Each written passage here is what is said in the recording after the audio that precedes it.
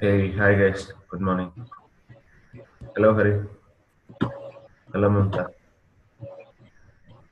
Hey, Gopi. Shiva, Hardeep here. Yeah, how are you? Doing good. Thanks for asking.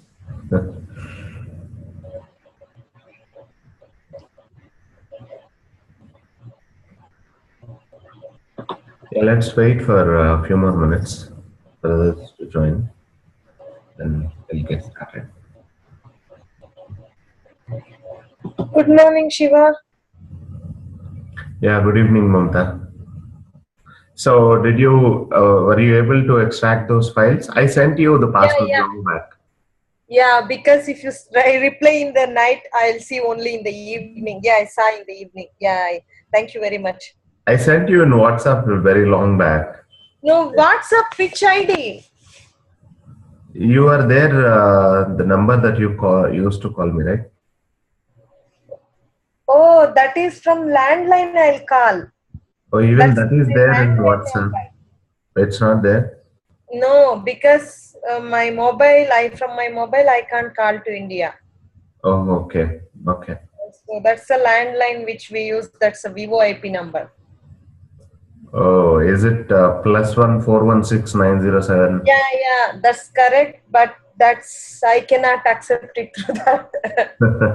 Okay, I didn't know that. I added that only to WhatsApp. It says that this number is available in WhatsApp. So I I'll thought, give you that number. Like otherwise, I'll search for you. Wait, and I'll ping you from there. okay. Because evening, as soon as I come, it's like run, run, run, cook, and by that time, my little one will come, give him shower. It's like a running story. Yeah, it's like everywhere. Same. Yeah.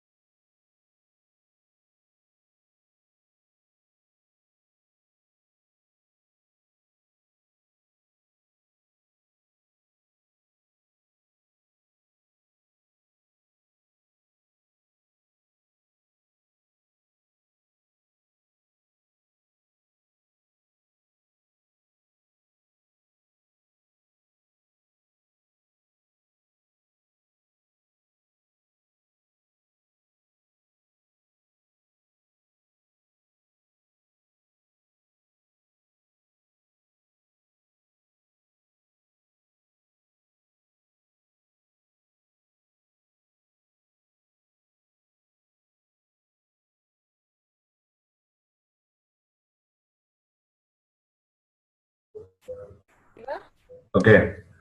Before others can come, can you just recap? I function, I'm just confused because I just got very little time to go in the evening, but I function was bit confusing for me and passing a function as a reference. Function as a parameter. Yeah, so yeah, function as a parameter, and I could do most of the exercises what you have sent. Okay. So you got chance to go through the Scala assignment document and so Yeah, complete the so that is assignment. swapping the yeah. But last three it was more theoretical. I could not, but Okay. and I show you like I can share my and there was a place where you instead of the variable name you put substituted with underscore, right? Yep. That's and I tried doing the max of those. I had this where, and you have to define the variable name there. I mean variable type. Where?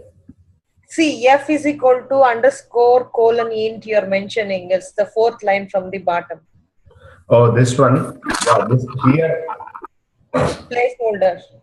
Yep. Here we have to specify. This is a function, like f is a function which can take two parameters and returns the sum of them. Okay. So I was trying out the name, and then I thought if I have to declare the variable, there is no point. Yeah, okay. To quickly recap, different types of functions. The functions we have discussed in our last session. Type inference, when you don't specify the return type of it. So let me mute you all. First of all, I'm getting some echo. Just to quickly recap, so the type inference of the functions is that so return type will get determined automatically by the last statement of your function. Okay, so that way return keyword is optional here.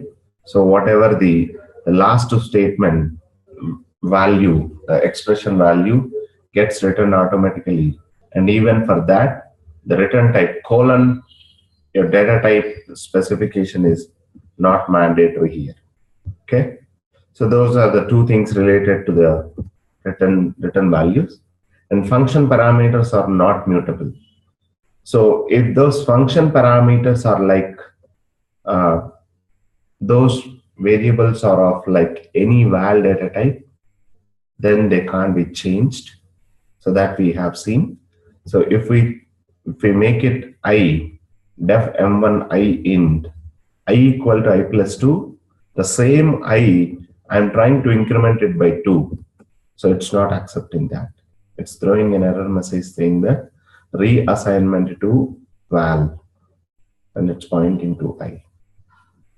Okay, and only if it is if you are passing one another object here, even if you don't understand much about this right now. So class field is a class, and here I am passing an object of it. So small field, which is an object of field of integer, so then I will be able to change the values of it.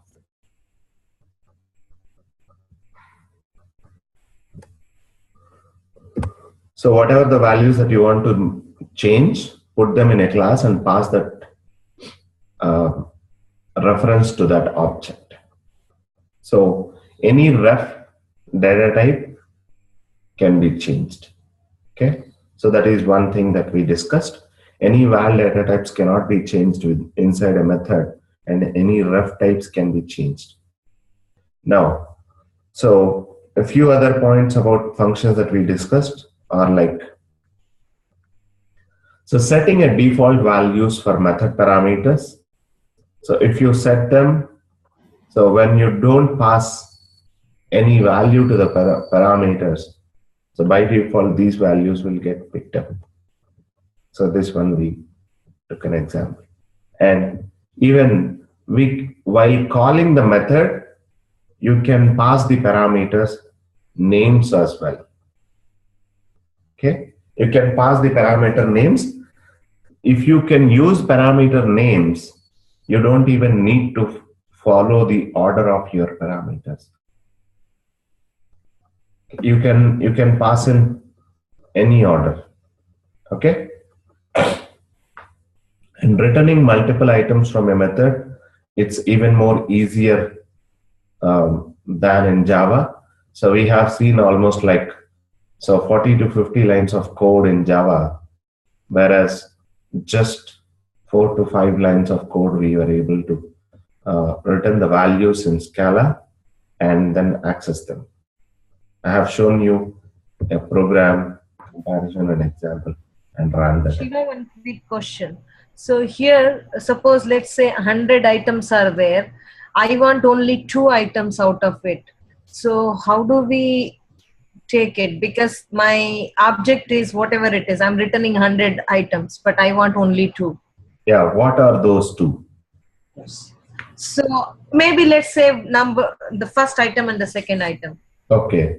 Take return that object as it is and take x._1 and x._2. Okay, so that I can get it. Okay. Yes. But here while declaring, I have to declare all the 100. Okay. First of all, where are you declaring? You are not declaring anything. Okay, got it. Because no, when they call the method with those names, okay, I got it. Thank you. Yep. Okay. So we have seen just a difference between Java variables declaration, Java constants declaration, and Java functions declarations with Scala equivalent declarations. Okay. And we talked about bit recursive function and a tail recursive. Yeah, Shiva, one quick question. What is the difference between tail calls and a recursion? Tail calls and recursion, if you observe here, so what I'm trying to do is, if n equal to 0, return 0, else n plus sum of n minus 1.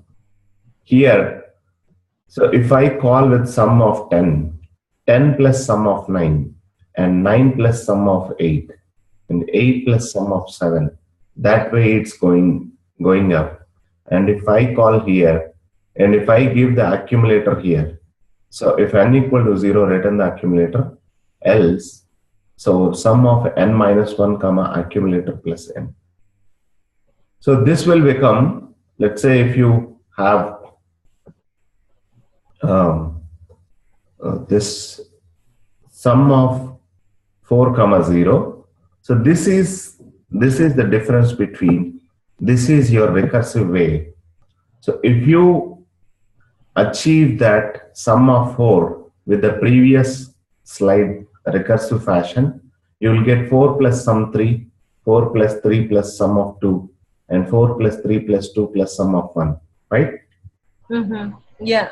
So here, whenever a function is being recursively called this way, it has to store these values into stack.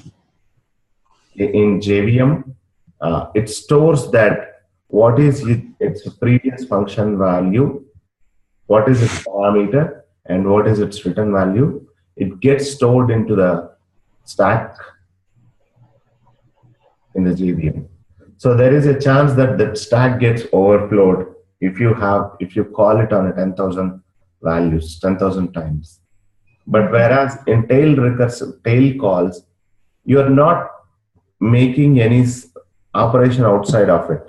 Sum of 4 comma 0, sum of 3, 4. So only one function, only one function, it's getting executed all the time. Okay. Yeah, because I went through, I could not get it. So yeah, I got it. Okay, why this? It's a overhead, right? Like in this, if it is calling another function stack, I know. Yep. Thank you. So here, every time you have to keep on storing those references into your stack. Here you don't need to. You just calculate the sum and next go to the sum. Next go. Yeah, I got it, because especially in C with the pointers, Yep. I know like how the pain is. Yeah, I can understand. Okay, so that's one thing. And these functions, example functions I took to leverage, like, so without the higher order functions, we had to define square, cube, and identity function, and some simple, some squares, and some cubes. I was defining like 9 functions to 9 or 6 functions to achieve the functionality, whereas with the help of higher order functions, I just reduced them to 4. From 6 to 4, they got reduced. Shiva, if you don't mind, will you please go slowly here, because I did not get Yep. I'm going there. Okay. I got your question. Okay. So you asked you didn't understand the higher order function, and No. you didn't understand the function passing as a parameter. They both are Yes. same. First of all,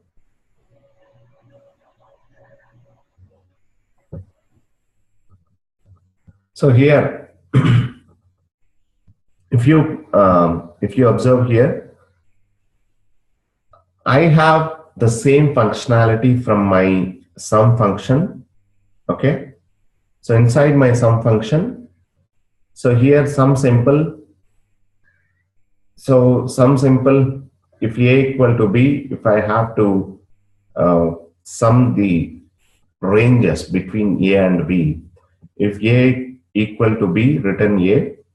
Otherwise, just a simple sum between a plus 1 and b. So here squares of a and here cubes of a. So if you observe, the functionality is similar. Just think that just one thing is that I'm calling a different function. So if I can make that function also as a parameter, so I can call that f of a. So if I pass identity function, it will become simple sum, and if I pass square function to this while calling, it will become sum squares, and if I pass cube, it will become sum cubes function.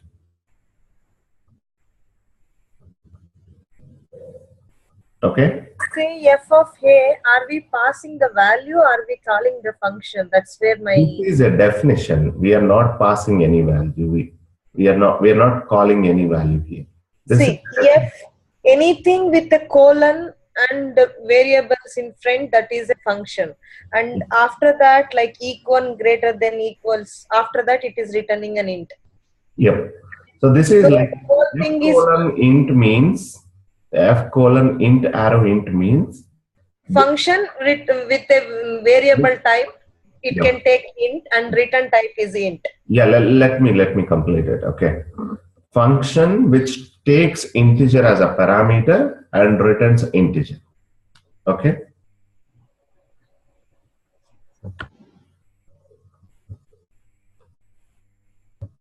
Is it better now?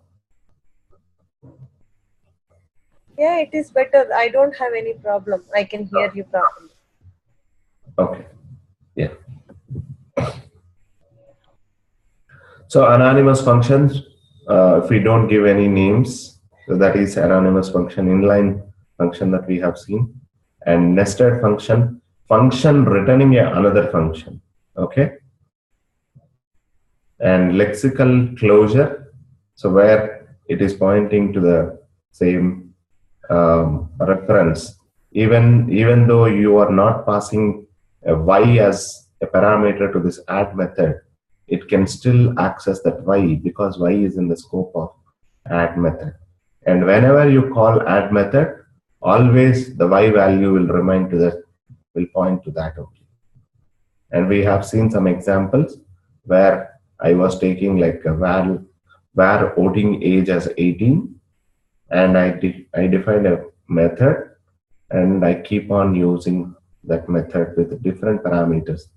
So it always gives me, it's as good as declaring this value as a constant inside the method definition.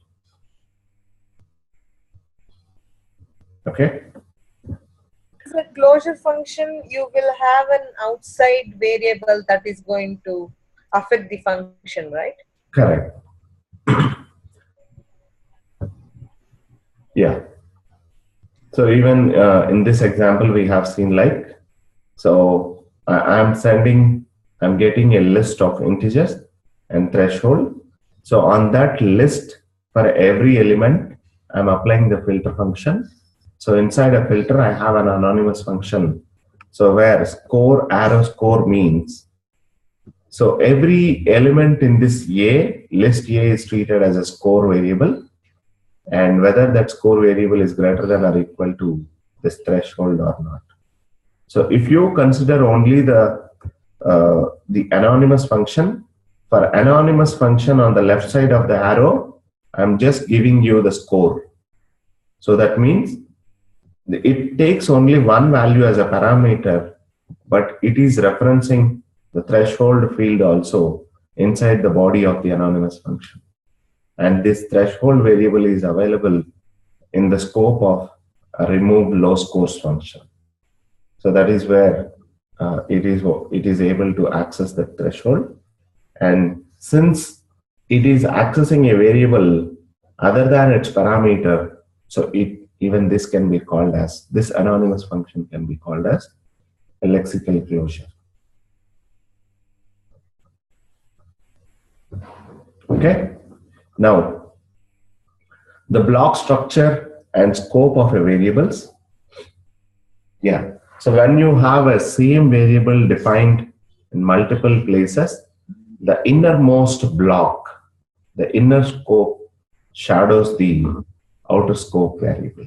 For example, if we see here, function, in this function, I have val y equal to 1 and val r equal to some expression, some block I open, val y equal to 2, x plus y. So obviously here x plus y, so whatever value that I pass to x, so x plus 2 becomes, and r becomes x plus 2. And println of r, if I pass function of 10, so r will print 12 and println of x plus y will print just 11. Okay. So if you want to test them.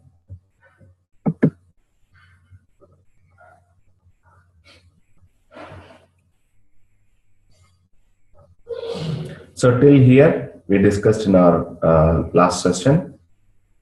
So yeah. So next we have a few more points about this functional programming features. The currying. So we have this concept also, but we rarely utilize this. I didn't find much uses, any specific use why we need to go for this every time. Yeah, but since this topic is there, let me give you example and what it means. So currying means, even in mathematics and computer science, this currying means it's a transforming a function that takes multiple arguments into in such a way that it can be called as a chain of functions, each with a single argument. Okay, so if you're not getting the definition, if I give you the simple example, I have a function add a which takes two parameters x comma y, and it's returning it's a sum x plus y. Now this functionality, it is taking two parameters and it's returning it's a sum. If I can make this function into a chain of functions, so how many parameters are there? Two parameters. So two chain of functions and calling passing one parameter at a time. So here you can see define add b x colon int. So that means add b is a function which takes only one integer as a parameter, but it returns a function instead of a value. So its definition is, it is expecting one more variable y, and since it is returning a function, that function is itself takes another integer variable and returns an integer variable. So now its body is that it takes y as a parameter and it sums up that y with x and returns it. It might be a bit confusing. So add a 10 comma 20. So here you will get 30, add b of 10. B of 10 means, so here 10 is x value and of 20. So this add b of 10 will return another function. If you see here, val f add b of 10, it returns another function, so which is int arrow int. So then again, if you pass this f of 20, so one more parameter to that same function, so it will get added up to that then, and it will return 30. So we don't find any real-time use cases, much recommended ones to use this currying feature. So just giving you a simple example for the sake of it, okay? Don't worry much about it. In the same way, if you have a 3 parameters, so we can see it in a 3 chain of calls. Add b, which takes one parameter as int, and it returns another function. And inside that function, even that returning function is taking an integer as parameter, and that itself is returning another function. How many ever parameters are there? If you want to make it as a chain currying function, so you have to make those many chains. Okay, add a of 1 to 3. So that can be called add b of 1 and of 2 of 3. And finally, after passing those many arguments, then only you will get the result back.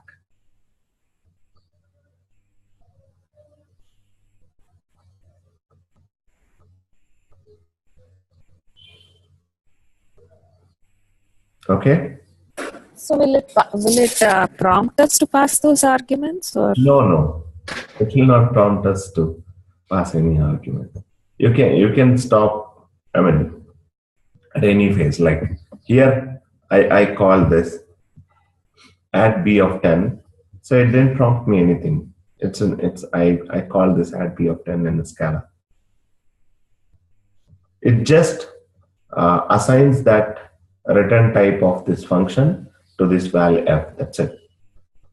So whenever you pass another argument to f, then it gets summed up and it sends you the value.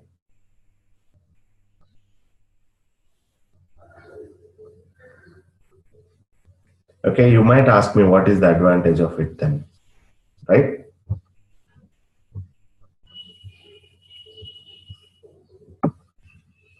Is that your question, Madhavi?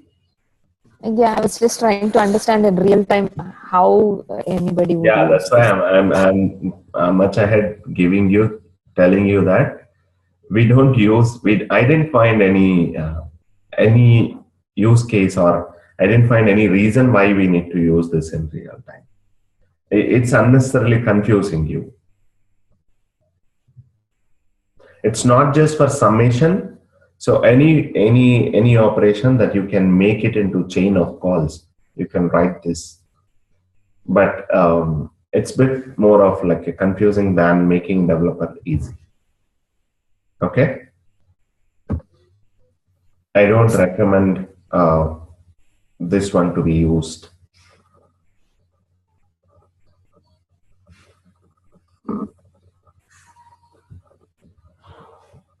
Did you get my point?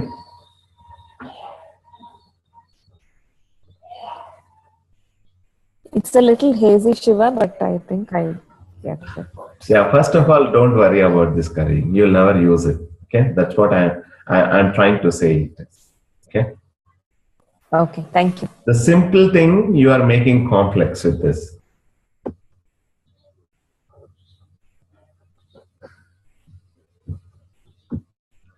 So immutability, this one we already, I think, discussed. So with, if you declare any variables with val, then they will become immutable ones. And similarly, so if they are any data types like a val, any val types, then they can be declared like this. And even in the collections, you will see the same feature of immutability. If you declare a list 20, 30, 40, 50, and if you want to add any element to the existing list, you will not be able to do it. But you can append elements to that list and assign that resulted list into a new variable is possible. Okay. I think someone turned on their video. I'm stopping your video, Mohit. Okay. The same way, so suffixing an element. Anyway, let's see those things in the collections. Yeah. So there is one more concept of called lazy vals. So if you observe here, I have a function, hello function. So it just prints hello and returns 10. It prints hello and returns 10. Now, if I call val a equal to hello, now what will happen? So this hello will gets printed and 10 will gets assigned to 10 will gets assigned to a. Just I have to see here.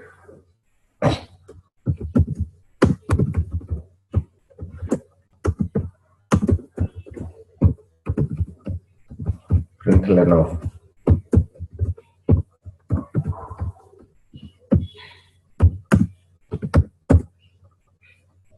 okay. Now if I val a just hello, so a got value 10 assigned and hello got printed. So did I use a anywhere till now? No. I just declared. At the time of declaration itself, so your right side expression is getting executed and it's getting that value into it. So this is the default behavior. If you declare this a as lazy val a, now this time did it print as the hello? No. It didn't even get that value to into it. It didn't execute this hello function yet. So you can declare your lazy vals. So that way you will get these functions executed only if a is getting used anywhere. And at the time of its first use, this function will get executed and value gets assigned. So if some of you guys are aware of like some output mechanisms in Java or something, like the lazy writing. So instead of creating an empty file, create a file only if it encounters at least one record to write into that file. So that from that notion, this lazy vals got introduced into the Scala. Now, if I call this, if I use this a anywhere, see println of a. So I'm using that a inside my println statement. So then, so I got the need for value of a.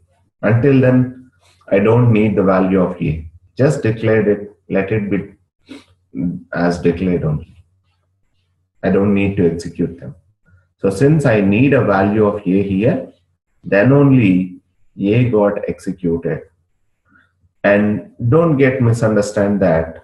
So whenever I use that value, every time this hello function will get called. No, it's not like that. Okay.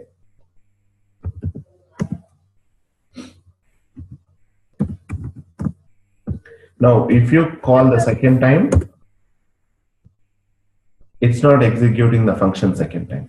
It will execute only once but so it will defer that execution until its first usage. So what is the real-time usage? Real-time usage in the sense, so when you have a multiple vals and multiple values declarations,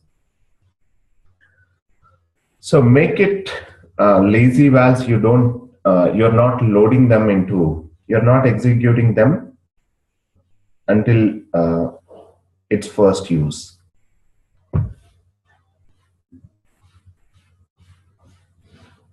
Okay, so any expressions or any functions you have assigned to some variables, and you don't want them to be executed unless until they are needed their value. So you will get understand. Yeah, let me explain you the next slide as well. The same thing gets applied for expressions also, then you will better understand this. Okay, so there is no need to execute two functions. With one function you can suffice, and you are increasing the speed, the help of it. Let's say, so you are making use of this this A. So only when a condition is met. Okay, then let me show you here. Here, non-strict evaluation, the same on the similar notes. Let's say I have a function called myIf, and I am passing 3 parameters to it. Okay, and those 3 parameters are, all 3 are expressions. Okay, so now myIf 1 less than 2. So 1 less than 2 in a parenthesis, this is an expression, right? It returns, it should return a Boolean value. So yes, it returns true. Then it prints 10. Then it returns 10 out of my if function. So as you can see, if condition, then part, else part.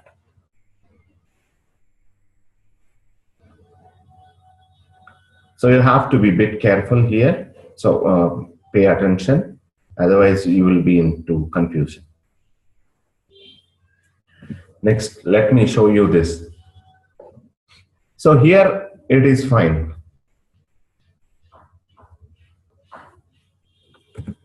Or let me take this example, coding example.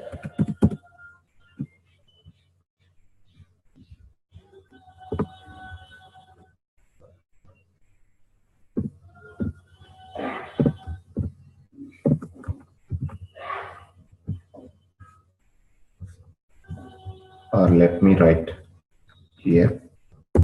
I will call this as a something else.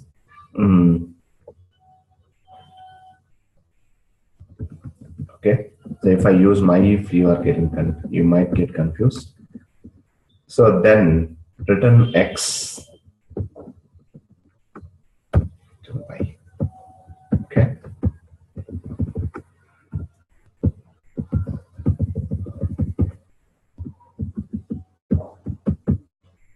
Okay. So I'm defining a function with 3 parameters. So out of which the first parameter is a Boolean type, and second parameter is of int, and third parameter is of int.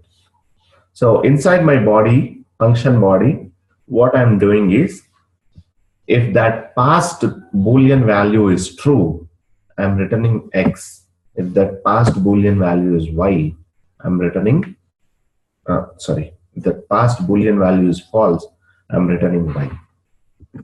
I hope this function definition is clear.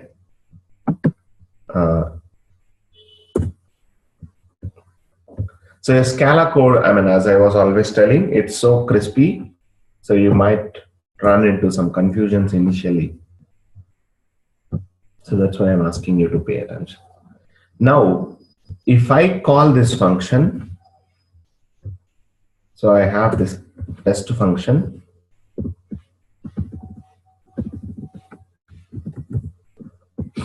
First of all, if I call this test function with true, okay, 10 comma 20. So if I pass directly the true, so what will happen? So this condition variable true or false, I'm directly telling here itself, right? So it will give me, it will return me 10 value, correct?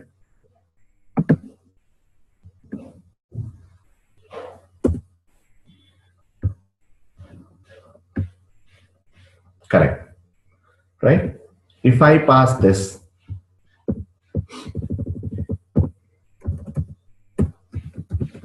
false, it returns me 20, right? Now, so here, instead of true or false, I can put some expression also, right? I can put some expression inside this. Any expression. So that is, Scala is expression oriented language. You can write your expressions anywhere. Anywhere. Okay? So I will define some where x equal to 5, okay, and where y equal to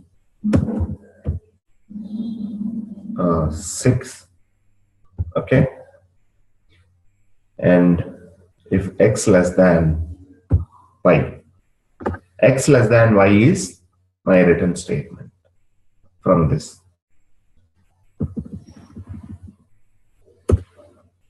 Now, so what is the return value from this expression, curly brace?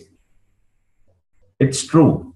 I declared one variable x with value y and one variable y with 6.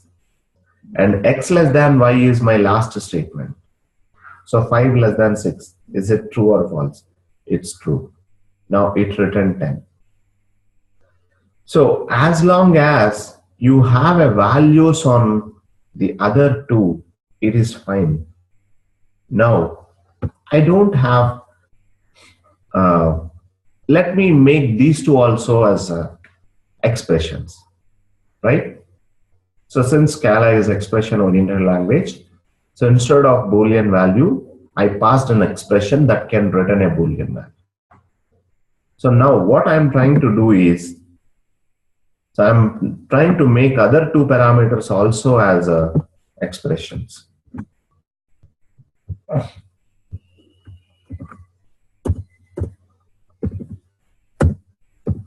So this one, the first variable I made it, the first parameter I made it function, expression. The second parameter, I'm going to define two functions, okay?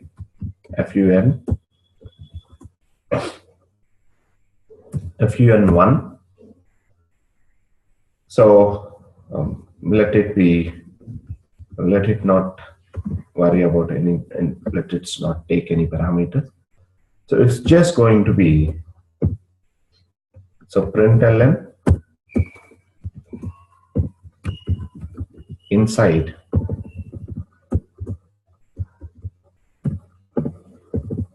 fun1, okay, and after that return 10.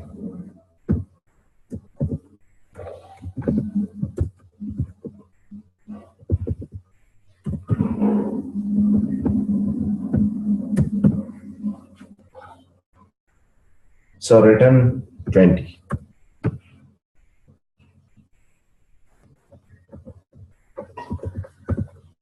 Now this time,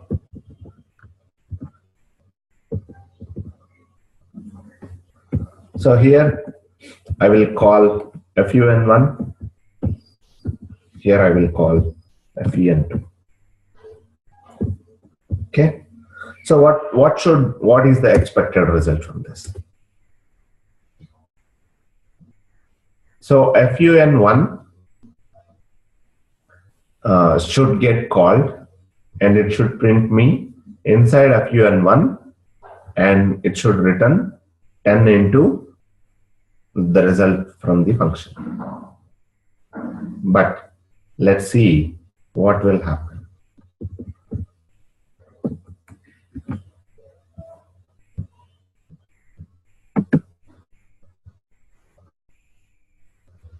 So I define these two, fun1 and fun2.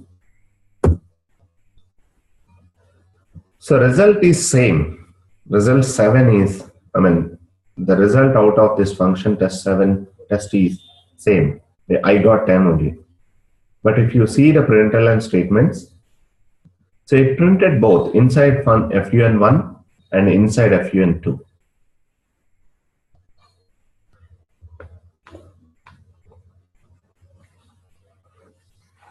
That means, so irrespective of the condition variable or this thing, so before it executed its body, what is happening is it's calculating, this test function is calculating the values of all these three functions first.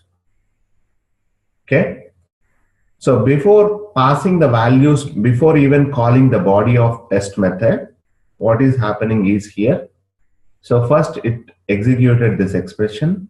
So its result is true, and it stored that true here. And then it executed fun1.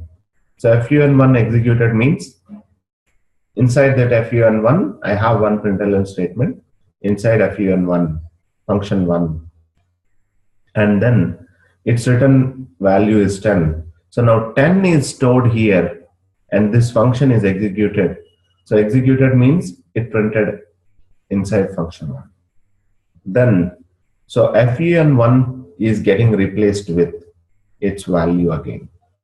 So for that, it has to execute function 2. It printed inside fun2, and it got that 20 value into here. Now, it is as good as calling you.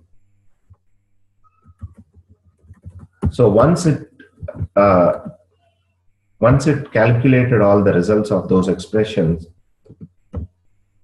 so it is calling this way. Okay. So even though you are passing expressions here, so it is calculating the results of all three expressions first and then calling the test.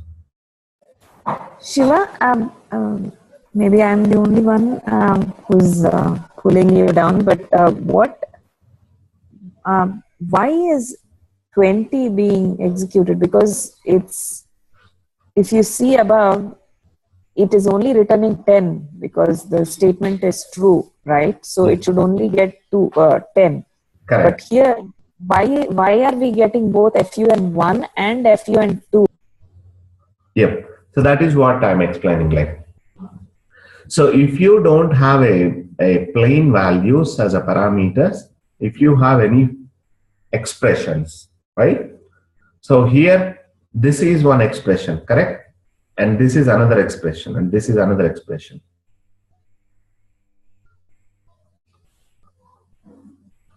Is it an expression or not? Yeah, I understand. So if there is expressions other than values, if there are any expressions, then Other this is than, the other than a plain values, direct values, if you have an expression, so what Scala does is,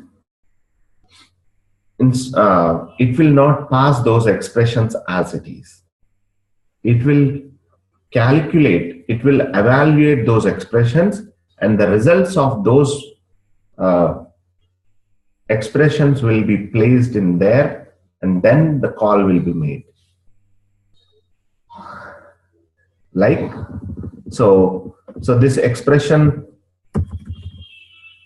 got evaluated now, and this I got true. Then fun function, so this is also another expression. So this is not a direct value, right?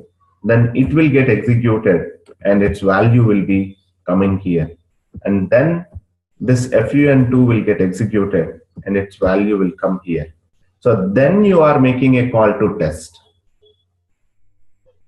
Until then, so your parameters are getting evaluated, and its actual values are being placed in those placeholders. Okay, thanks. Okay, getting my point. Till now, I mean, we are not even making the call to test function.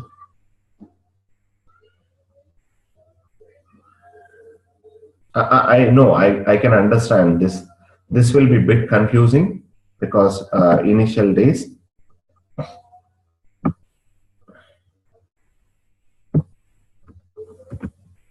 And don't you think it is very confusing because I know the number of lines might be reduced, but in the real time to understand the function, like let's say you write the code and go away, someone else will come, and the readability is not there, right? If you are brand new to Scala, it's not there, right? If you already know the Scala concept, why? How come? How will it go away? See, I I agree. didn't complete my topic yet, but first of all, did you understand till here or not? Yes, I got it. That is If a you have broader an topic. Whatever expression, you are raising, that is a broader topic. That Scala is concise, but it's not the user readable.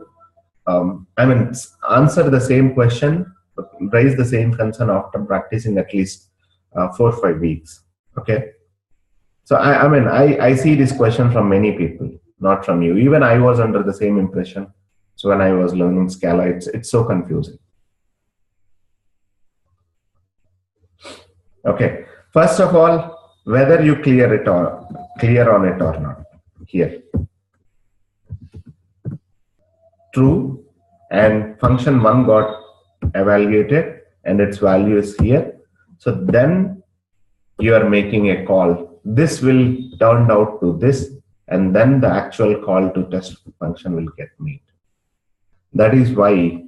So before even calling actual test body, you called those two functions. You called all the three expressions. You evaluated all the three expressions.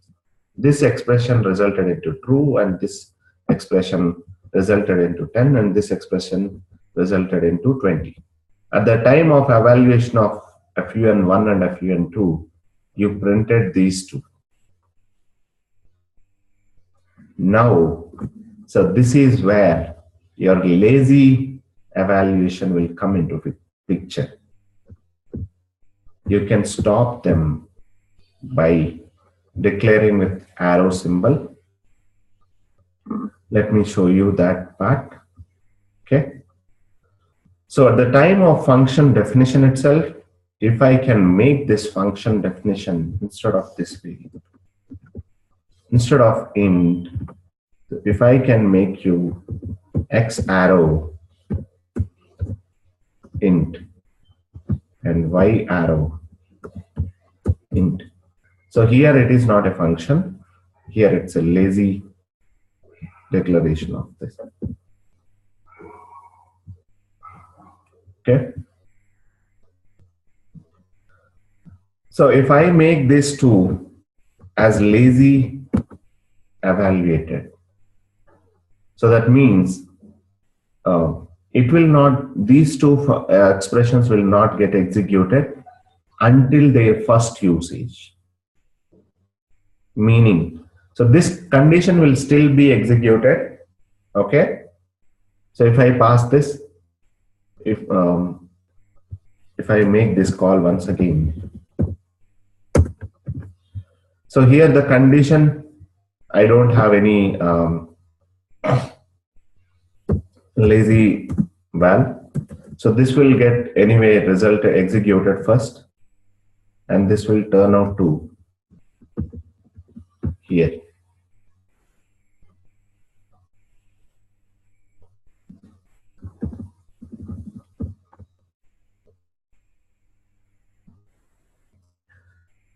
So this value will get evaluated. Now the condition is having true.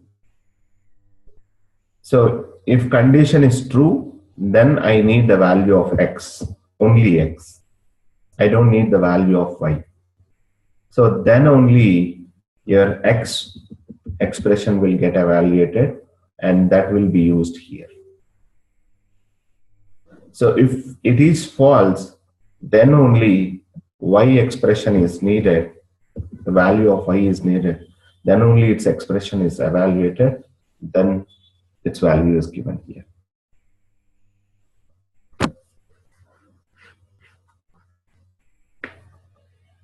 So this is the advantage of a Scala, that it can take even the expressions.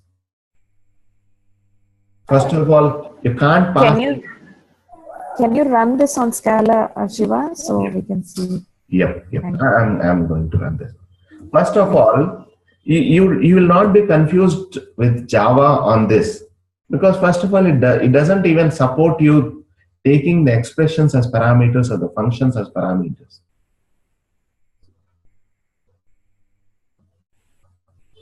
That's why you don't get confused. You are getting extra features and with more precise syntax. The same function can be called with values and can be called with expressions, any block structure code, and can be called with functions. You can even replace this condition. You can even replace this expression with another function that can return a true or false value. You are getting features here, and with that features, what you have to keep in mind is that, so if it is a function or expression, so before it makes actual call, that will get executed. If you want to pass that execution until its first use, you can make it lazy evaluated by just specifying the arrow symbol. So let me show you this.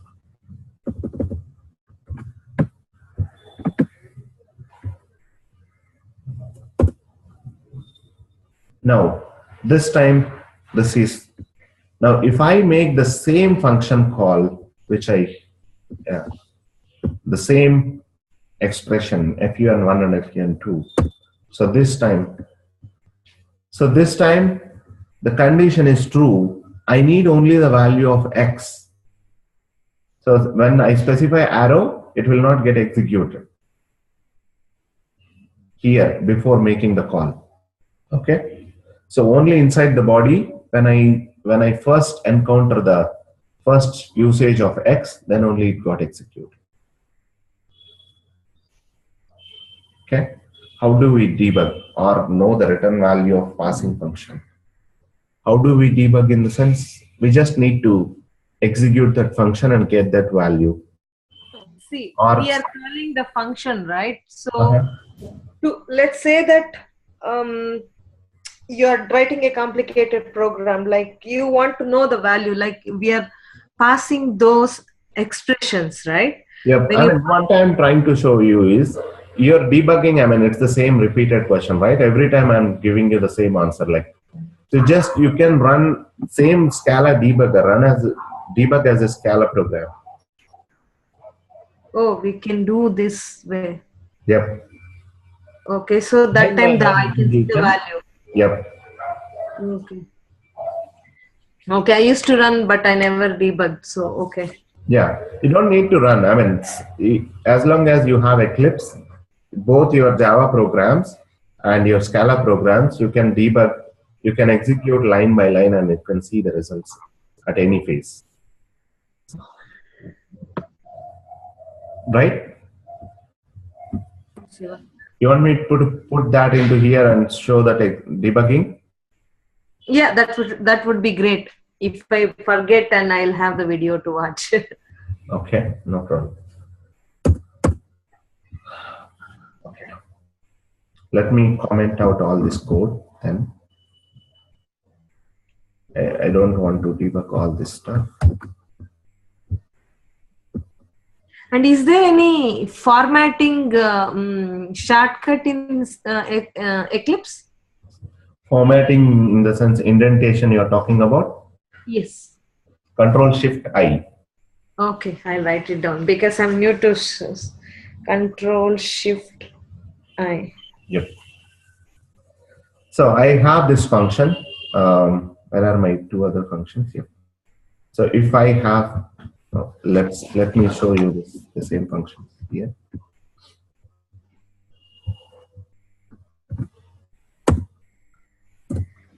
and I will define these two functions there.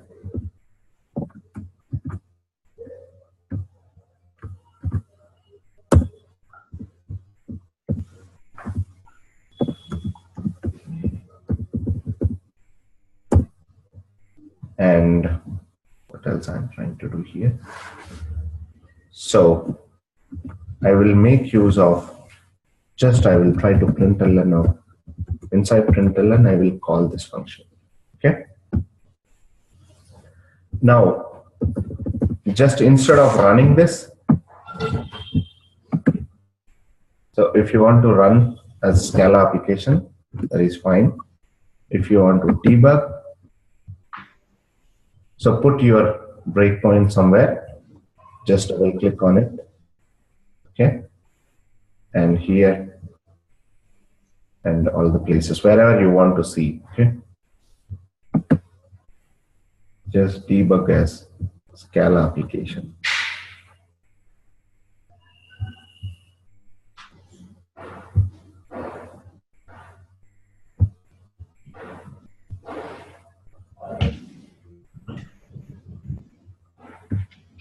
It's just trying to rebuild that.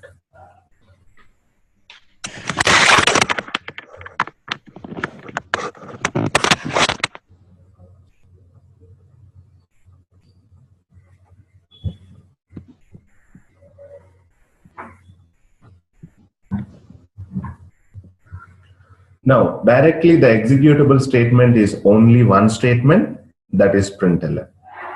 So you can see the control came directly to here. These are just a function declarations, right? Now, so if I click on the next line, so if I want to go to the next line, next executable statement, so it is executing. Now you can already see this function expression.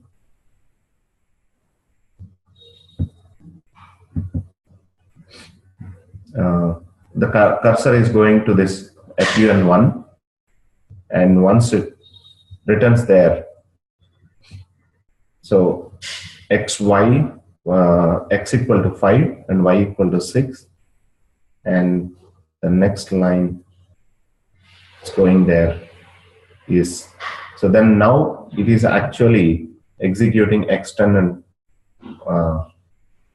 y20. So after executing these two functions, you can see the results. After the two statements, it printed them. Now it's coming there, and again calling the test function, then it's printing 10.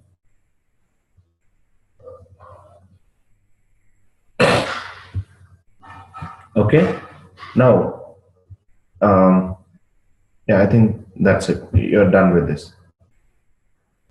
So you ran the execution. So now come back to Scala and make it, I don't want this. Make it this lazy evaluated.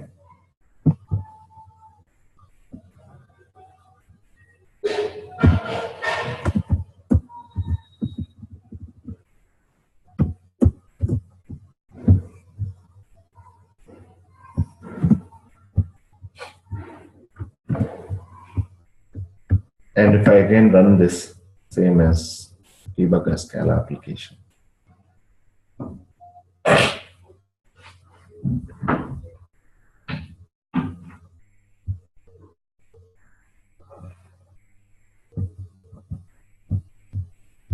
Okay.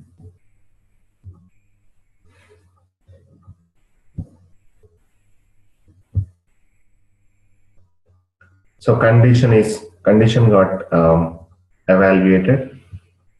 For the first, you can see the condition equal to true now. Okay. And then it is going into fun1. Yes, it printed that inside fun1. So it's going to execute the test just once, 10. Okay. So this way you can debug any of your Scala programs.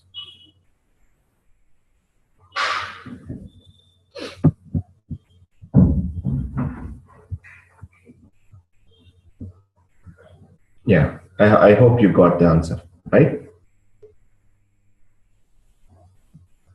Mamta? I got it. Okay. Because I'm new to Eclipse, so I don't know much. Yeah, here, I mean, mostly, I mean, Eclipse supported languages, you can debug that way. Anything.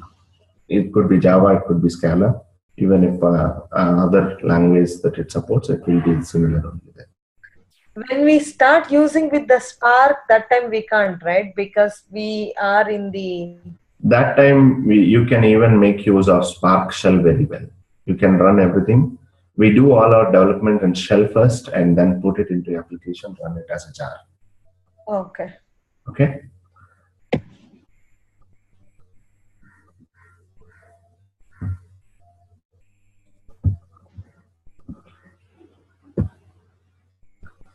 So that's the usage of lazy evaluation.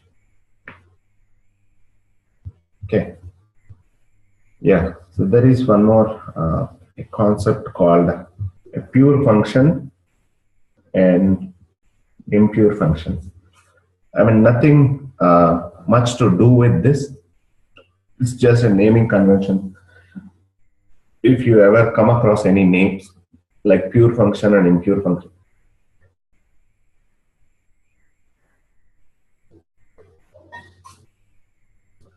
so if you see here, so balance is a variable. I have a withdraw method, and that is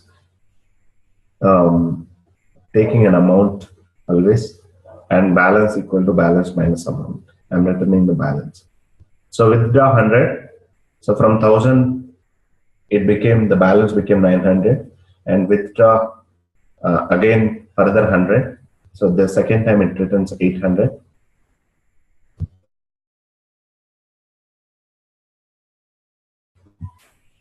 So if I call third time, it will give 700.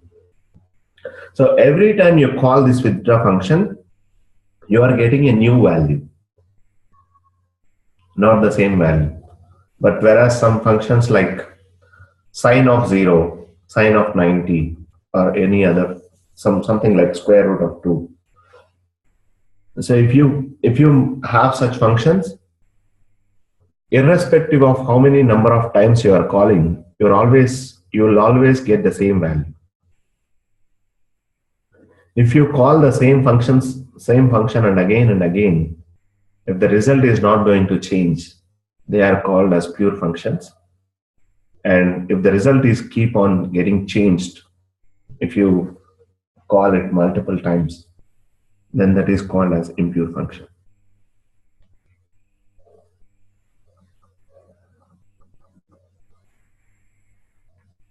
Okay. Yeah, other than that, there is nothing much that you can have to know about it. Yeah. So now let me spend some time on the collections. Collections operations, basic operations on this. Then we'll jump into the classes. Okay.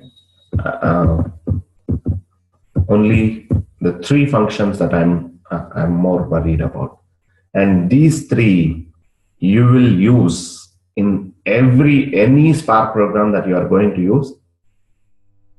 Almost all, I can say, in all of them you might use all the three, at least one or two. Okay, you will use this map and filter and reduce very heavily.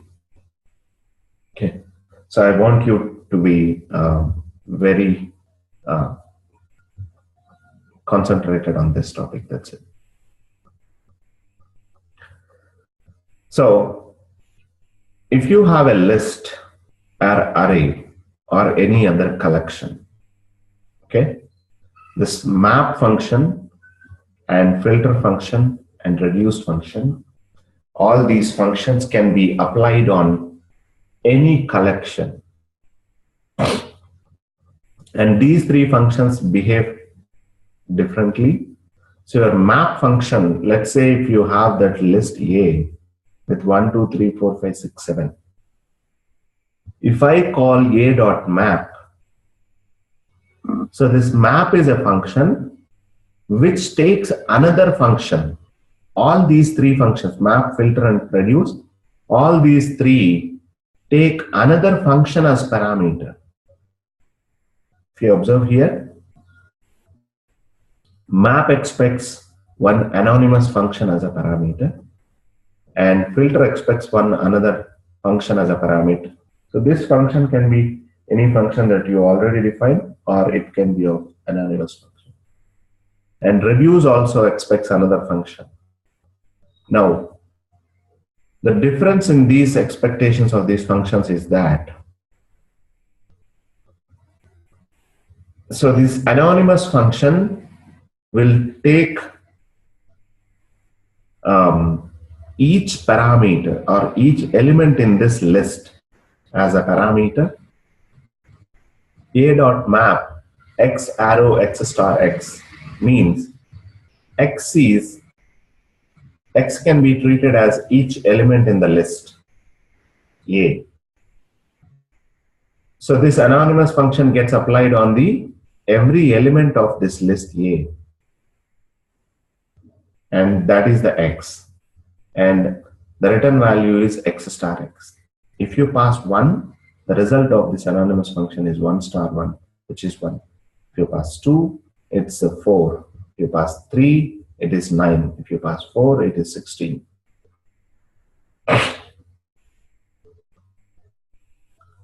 So the anonymous function inside your map method gets applied on each element of your input list, and it gives you, for each input element, it is giving you one output element.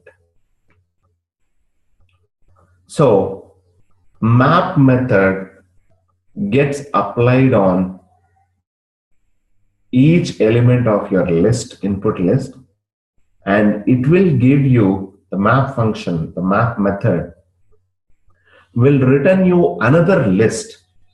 The output of your map method is again a list with the same count of elements, but changed values. You will get one another list, and even that list will have the same number of elements.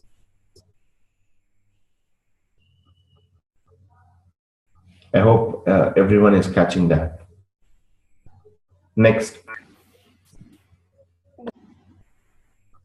So next one is a filter function. So filter function. So inside this x arrow, x less than 5. Inside a filter function, always that anonymous function should return a true or false. The result of an anonymous function inside a filter should be a Boolean. And even here, if it returns, this anonymous function returns true, that particular element from the list will be considered into the result. And if it returns false, that particular element from the list, input list, will be ignored into the output result list. Now, so if you read it as a simple English terms, a.filter, filter list A, that means where x less than 5, x arrow x less than 5. So if you read it like English terms, it makes sense to you. You are trying to filter out a list A where only the elements less than 5 you are keeping inside that and removing all other elements. A.filter x arrow x less than 5. But inside this filter is one function, and inside the filter, it is taking one another anonymous function as a parameter. So that anonymous function returns a true or false. Okay. So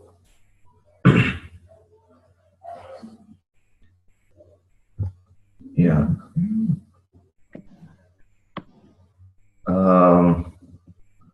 Yeah, let me try, Mamta. Just because If maybe possible, try it. what is it? If possible, try. Yeah, yeah. Okay. Because I mean, one should not affect all others, right? I mean, everyone's time is precious. Yeah, maybe 10-15 minutes. That's Yeah, yeah. Let's see. Okay. So here, so this anonymous function should return always Boolean value. And based on this true or false, if it is true, that element will be considered into the result. If it is false, that element will not be considered into the result. Now, so if you observe one more thing, so even from the filter function, you will get one another list, but the element count might be less than or equal to the input element count. Okay? The result list element count might be less than or equal to your input count. It might not be more than this, obviously. Now, next we have one more, which is a reduce function, which it is for aggregations. Map is for just a flat operation that can be done on each element. The result of a map will always be a list with the same number of element count, but the changed values after applying the flat operation. Filter is a filtering operation. Your element count will always be less than or equal to the input count. And your reduce operation is for aggregations, and the result will always be an aggregated value, but not a list. Here, a dot reduce for every x comma y pair. So in this list, for every x comma y pair, so if you take 1 comma 2, it gives you 3, and the 3 comes here, and 3 comma 3 it takes there, and it becomes 6. And now all 1 2 3 gone, and 6 is there. 6 comma 4 10 it becomes, and 10 comma 5 15 it becomes, and 15 comma 6 21 it becomes, 21 comma 7 becomes 28. So for every x comma y pair, it gives you some of them.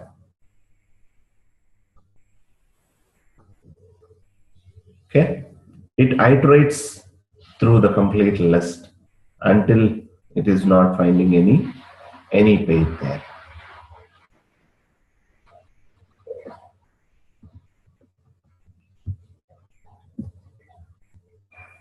Okay, so there is one more important function along with these three, that is a flat map that we will discuss sometime later. Now, we need so many function types. Why do we need so many functions? Types, like we have so many function types, right? So it makes your development efforts very easy. Like, so if you don't have so many functions on strings, every time if you have to convert lowercase, uppercase, reverse, all those things, so you have to write your own logic. So if you have more functions, that means more flexibility. So you have, in terms of learning, you have a lot to learn, but while using, you have a lot of flexibility. You will find this is with these functions help only. I made that word count program, the 70-80 lines of MapReduce word count program. We made it into one single line of code in Spark. then you will see the power of all these functions.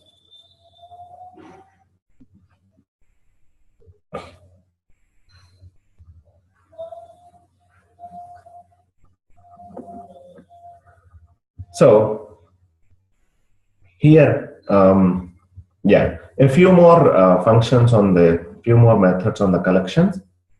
So if I have a even function which takes an integer variable as parameter, if it is divisible by 2, the remainder is 0, then it returns true. So if I have this function, let's say I have this list A. So for all is a function, for all is a method on the collection that can be applied. So which can take another Boolean function, like it returns, are all members even? If all returns true, then it returns the true. Otherwise, it will not. If you want to test these things,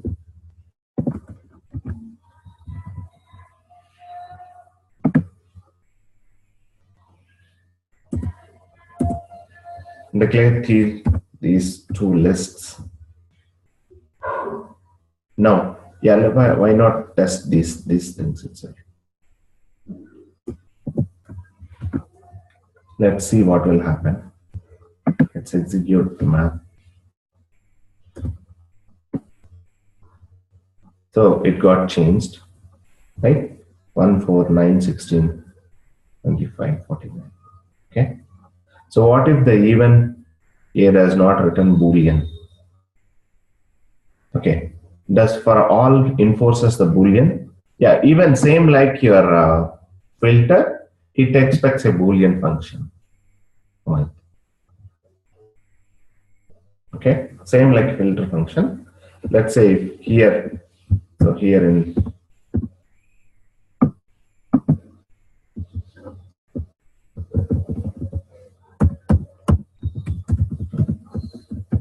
x arrow, x less than 5.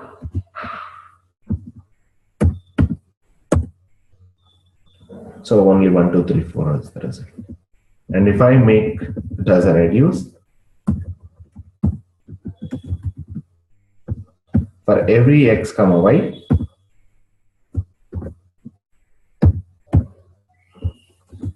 return x plus y. Okay. See, finally 28.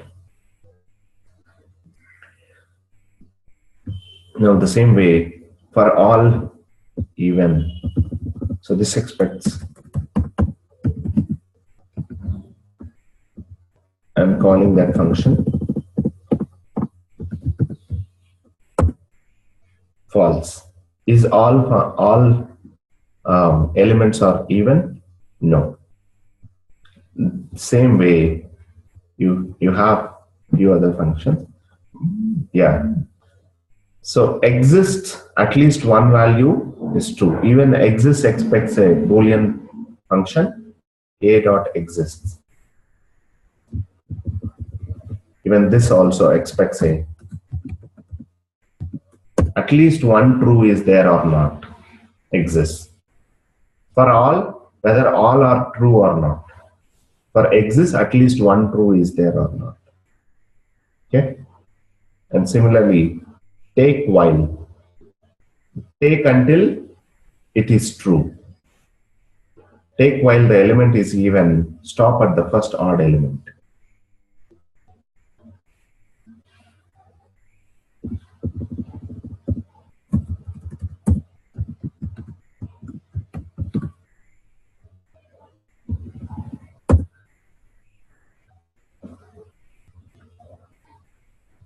It is not having, even the first element itself is 1. That's why it didn't come.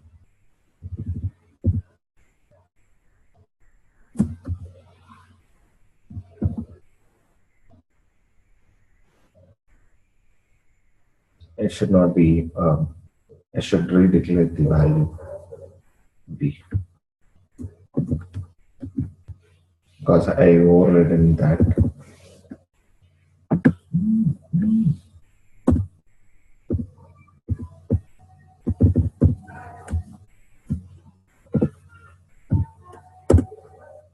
Okay, so 2, 4, 6, as and when it encountered the 5, so it stopped. Okay, it's just all. Now you have to explore the advantage of the functions or the number of functions that are available. Just start making use of them. That's it.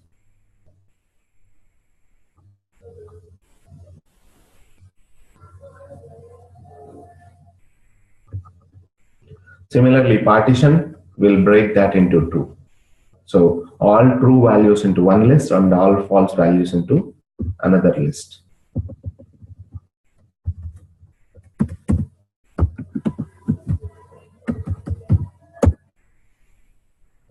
So it resulted in 2 lists, list of integer, comma, list of integer, list of 2, 4, 6, 10, 12, and list of 5, 11, 30.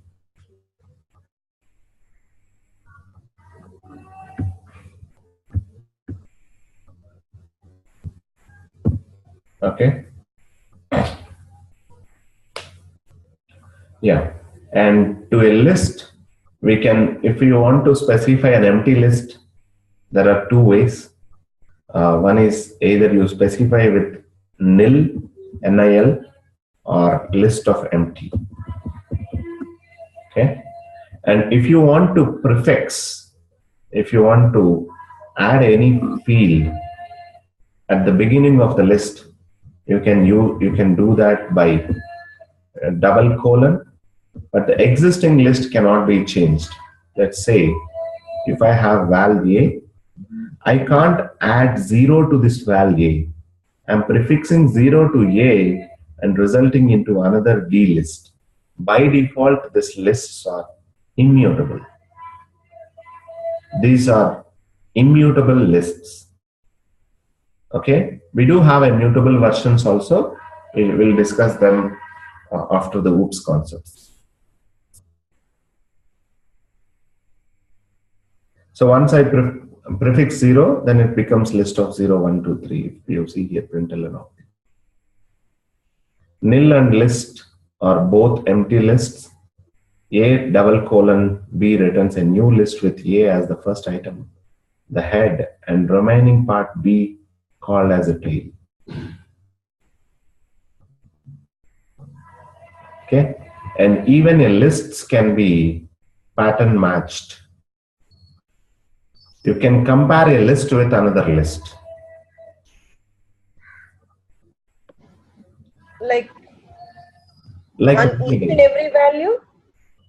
Yeah, it compares values. Okay. And pattern matching is also like, see, this is a function which takes a list, A, list of integer, A match. If this list matches with the 3 element count, list of 0, P, Q, do this operation.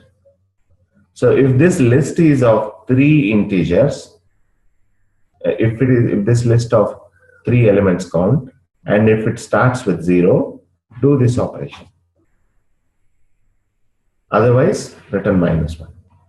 If you see this here, so println of fun of list of 0, 10, 20.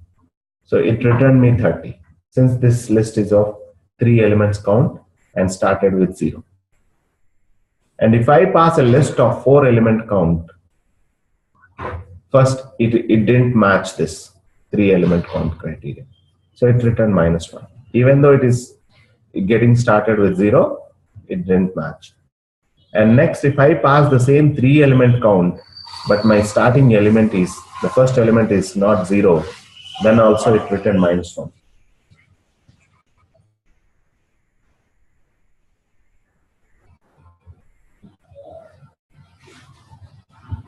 Got it?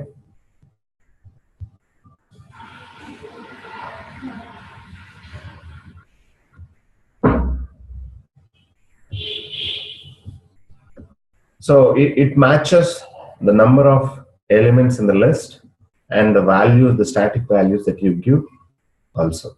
If you don't want to match with 0, you could have made this. Yeah, let me show you. Any 3-element count, if you want to consider.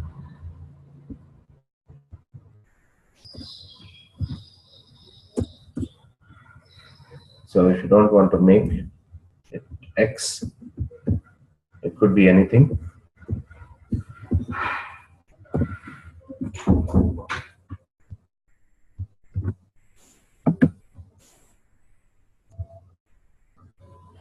Sorry, due to a lot of spaces there. So then if I call this,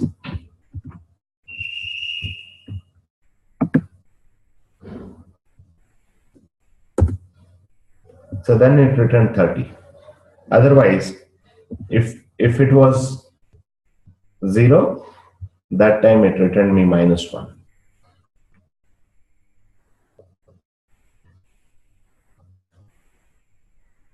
Means we have to pass the starting and from where we have to start looking into, right?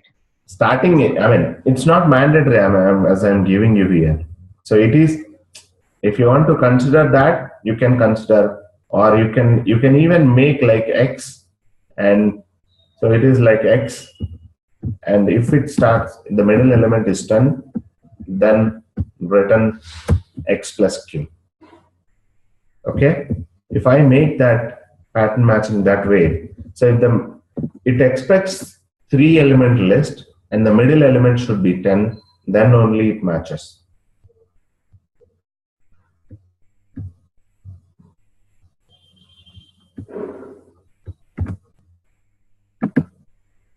So I was thinking matching in the sense like first element of the list with the second element of the list. It's not that, right? First element of the list with the second element of the list. I mean, the first element of another list. Yep. Here you are not giving that elements, right? You are just giving the X and variables. Here when you are giving the variables, it can be anything.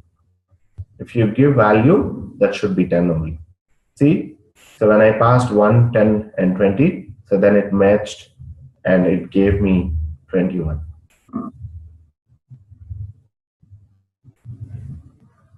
So your list can also be used in a pattern matches. That is what I'm trying to convince you, explain you.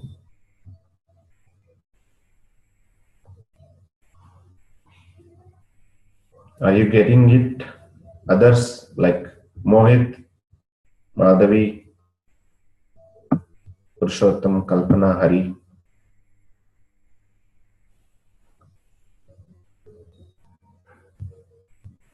When we say dot, we have number of functions, right? So we can play with any of those, right? Number of functions for dot. When I declare the list and when I say dot, so available functions are available, right? Correct. Yep. In Eclipse, you are asking. Yeah, because that's a easier way to know, yeah, these are the functions are there. Correct. Yep. So why exactly we use drop? Drop. Yeah. Drop on collection. Yeah. Dropping one element or so. So you're not getting any description there. No, I haven't tried much, so I have to try. Yep. So those are simple basic functions. Yeah, that doesn't need my explanation. Okay. So I don't want, because you have n number of functions. Yep. So only which are required, I go ahead. Yep. Just practice them out, explore. Yeah, if you that's it. Start explaining each and every function, we will not even go there. Yeah, we can't. I can't even explain that all those functions. Okay. So it's as good as like explaining you the Java API and Scala API.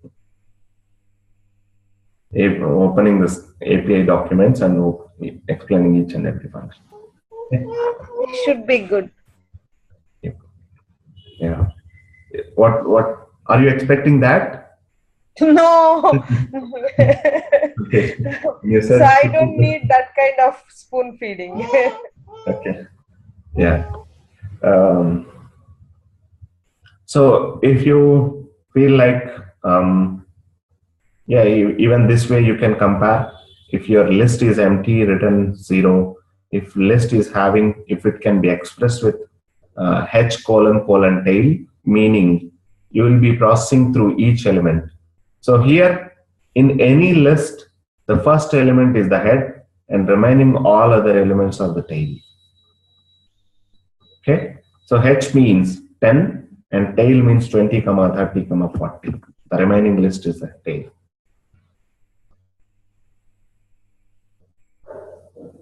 So if you observe here, length of a list, I am calculating this way.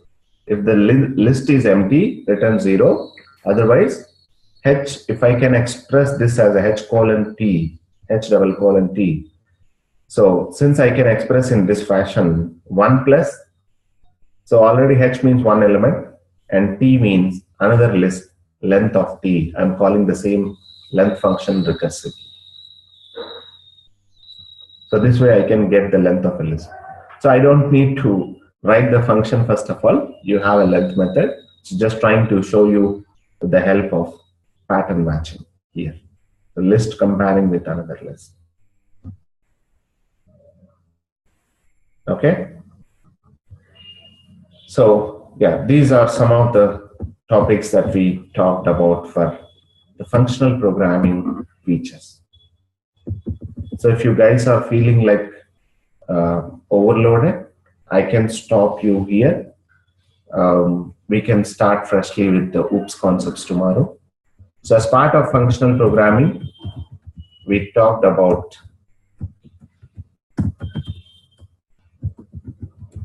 programming features.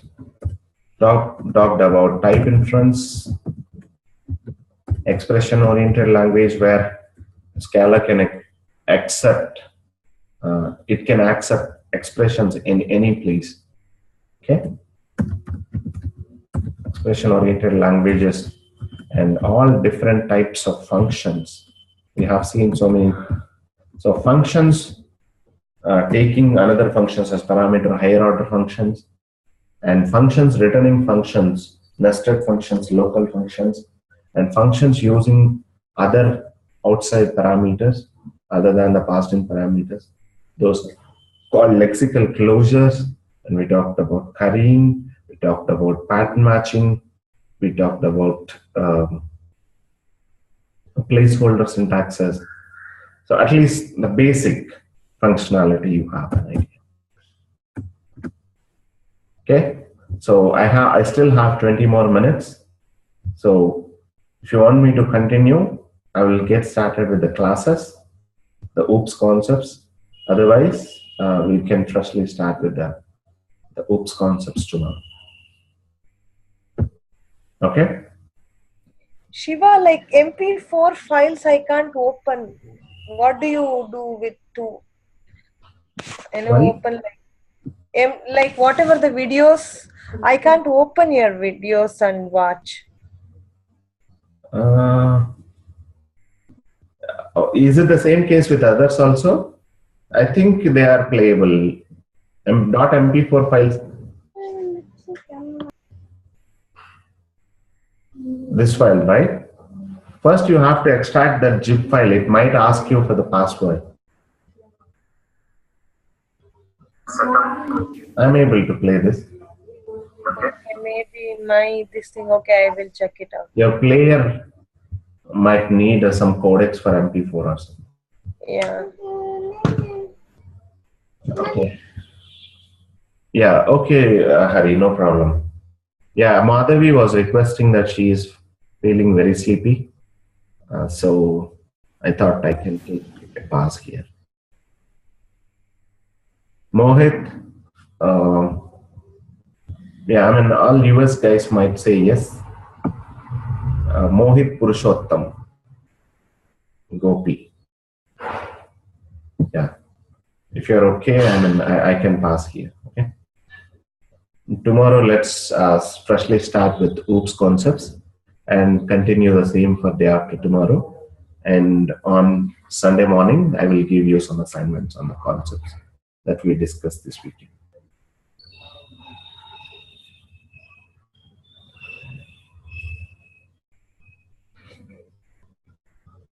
Okay. Any questions? Thanks, Shiva. Enjoy your day. Thank you.